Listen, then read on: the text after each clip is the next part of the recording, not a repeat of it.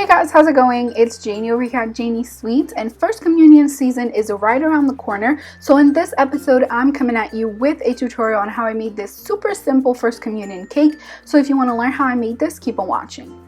So I'm starting out with a 7-inch cake that I have covered in just white fondant, and I'm using a stitching tool just to create crisscross patterns around the cake. Now I'm pretty good at gauging how far apart I need to put them, but if you're not, you can definitely check out my Breakfast at Tiffany's cake. I give you a little bit more instructions on how to make this if you're not familiar with that pattern. So I'm just putting some dragées all around where the crisscross meets, and I'm going to dowel the bottom tier with just my fat bubble tea straws. I'm going to cut them to size.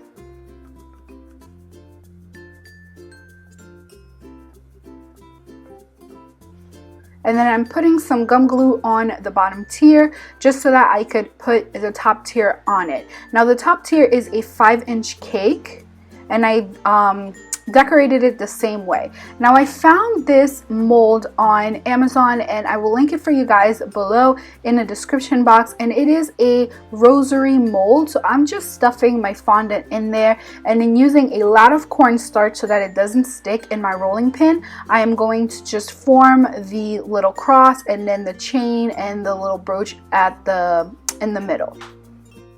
So once you take it out, this is how it's supposed to look like. And then it also has this awesome chain mold. And I'm just gonna remove the fondant from there very delicately.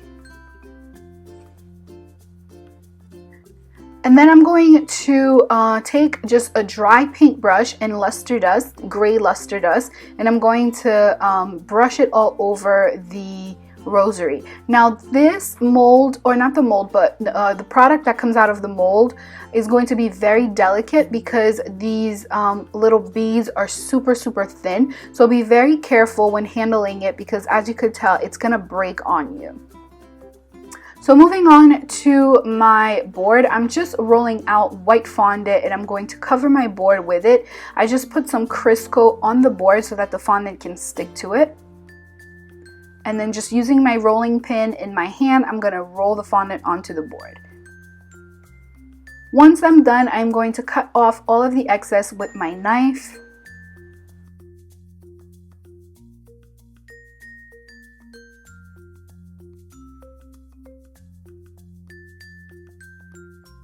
And then I'm also going to cut out a circle in the middle just so that the cake can adhere to the board and not to the fondant.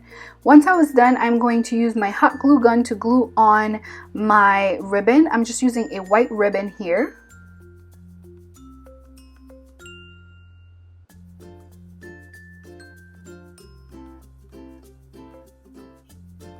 Once I'm happy with how my board looks, I'm going to then put that ribbon at the bottom of my bottom tier and also at the bottom of my top tier, just so that the board does not show. Once I was done, I'm going to start gluing on my rosary that should have dried.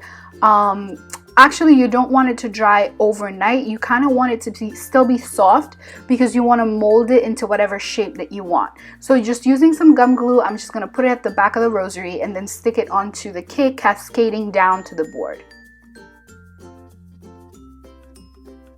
Now I have this letter mold. If I can find it, I will link it for you. Otherwise, any letter mold or any letter cutter will do.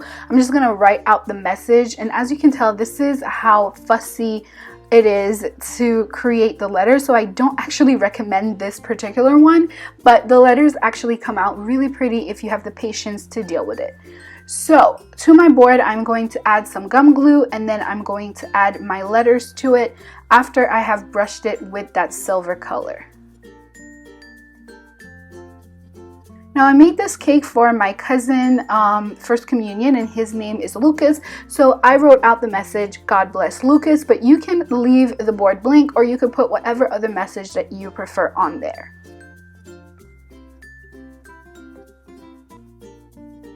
Now once you're done, this is how the final cake will turn out. I really hope you've enjoyed this tutorial. If you did, please give this video a thumbs up and share it with your friends and family. As always, if you check out my last video, you could do so by clicking on this annotation to your left. I am on Instagram as well as on Facebook. All of my socials are at Janie's Sweets. Subscribe to the channel so that you do not miss out on any of my future videos. So this is it for this week's tutorial, guys. I love you. I'll talk to you next time.